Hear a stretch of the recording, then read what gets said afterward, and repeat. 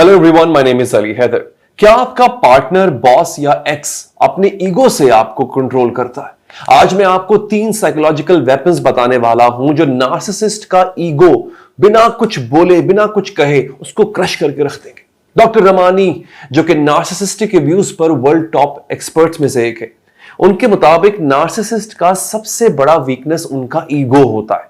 अगर आप उनके ईगो को टारगेट करोगे तो वो अपने ही गेम में फंस कर रह जाएंगे। यहां पर मैं आपको एक कहानी सुनाता हूं, रिया की कहानी। उसकी बेस्ट फ्रेंड है आलिया। वो हर बात पे उसको बिलिटल करती थी, उसकी ड्रेसिंग पे कमेंट करती थी, उसको नीचा दिखाने की कोशिश करती थी, उसकी जॉब पे कमेंट करती थी। ये सब कहकर आलिया रिया को इनसिक्योर बनाती थी। लेकिन जब रिया ने ग्रे रॉक मेथड यूज किया, जो मैं आपको बताने वाला हूं, तो क्या हुआ पता है? आलिया खुद फ्रस्ट्रेटेड होकर उससे दूर हो गई थी। आज हम 3 डेडली साइलेंट टैक्टिक्स को कवर करेंगे जो नार्सिसिस्ट को उनके ही गेम में हरा देंगे। Number 1, the grey rock method. Narcissist को बोर करो। ये होता क्या है दोस्तों? नार्सिसिस्ट को ना ड्रामा, रिएक्शन और अटेंशन ये बहुत पसंद होता है, ये चाहिए होता है। इनफैक्ट ग्रे रॉक का मतलब है आप बोरिंग बन जाओ, आप प्रिडिक्टेबल और इमोशनलेस हो जाओ। ये करना कैसे है? For example, short and neutral replies. Narcissist कहेगा कि तुम्हारी फैमिली बहुत बुरी है, तुम्हारी फैमिली में ये बहुत गलत होता है, तुम्हारी फैमिली तो ऐसी है। अब आपको जवाब क्या देना है? हम मोस्टली रिएक्ट करते हैं। रिएक्ट नहीं करना, बिल्कुल फ्लैट टोन में ठीक है, होगी। नार्सिसिस्ट आपसे रिएक्शन मांग रहा होता है ताकि उस पर वो फर्दर एक्शन करे। आपने उसको वो रिएक्शन ही नहीं देना, आपने उसको वो फीड देनी ही नहीं है। No facial reactions. उनकी बातों पे ना स्माइल करें और ना ही फ्राउन करें। फिर बोरिंग टॉपिक्स। अगर वो गॉसिप करते हैं तो आप वेदर के बारे में बात करना शुरू कर दें, क्योंकि उनको पसंद है। वो गॉसिप में ही आपकी कोई बात पकड़ के फिर आप ही के फेस पर रब करेंगे। आपने वो मौका उनको देना ही नहीं है। इसके पीछे की साइंस पता है क्या है?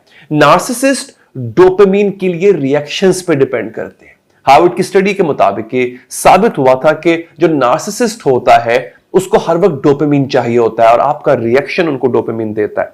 So no reaction is equal to no dopamine. उनका इंटरेस्ट आप में आहिस्ता आहिस्ता खत्म होने लगेगा।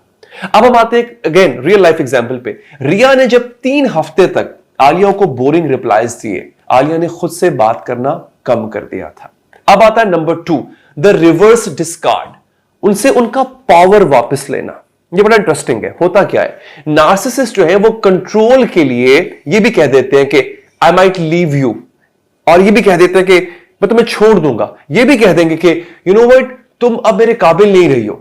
याद रखिए, ये सब कंट्रोल के लिए है। इस रिवर्स डिस्कार्ड में क्या होगा? आप उन्हें पहले से ही इग्नोर करना शुरू कर देंगे। और करेंगे कैसे? स्लोली फेड आउट करेंगे, कॉल्स कम करना शुरू कर देंगे, टेक्स्ट का रिप्लाई करेंगे लेकिन बहुत लेट जाकर करेंगे, एंड मौके पे प्लान्स कैंसिल कर देंगे। और फिर नो एक्सप्लेनेशंस, कह दिया करेंगे बस बिजी थी या बिजी था। आपसे पूछेंगे कि तुमने मुझे कॉल नहीं की, simply I am sorry, I was busy, nothing else. अब इसके पीछे की साइंस बताऊं क्या है? नार्सिसिस्ट को अबैंडनमेंट का बहुत डर होता है, और ये साइकोलॉजी टुडे की स्टडी भी है। जब आप पहले अनइंटरेस्टेड हो जाते हैं, उनका ईगो हर्ट होना शुरू हो जाता है। दोबारा रिया की एग्जांपल देता हूं। रिया ने आलिया को ग्रेजुअली इग्नोर किया।